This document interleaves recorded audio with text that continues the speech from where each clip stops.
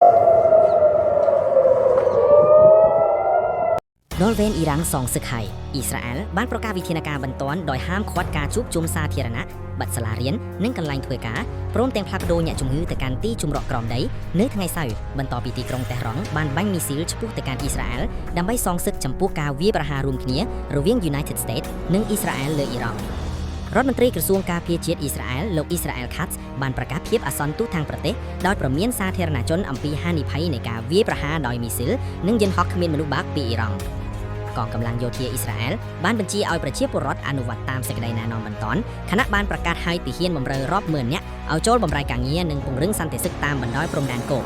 ប៉ូលីសក៏បានអំពាវនាវឲ្យប្រជាពលរដ្ឋជៀសវាងការធ្វើដំណើរដែលមិនចាំបាច់ដើម្បីអនុញ្ញាតឲ្យកងកម្លាំងសន្តិសុខនិងយានយន្តសង្គ្រោះបន្ទាន់អាចធ្វើចលនាបានដោយសេរី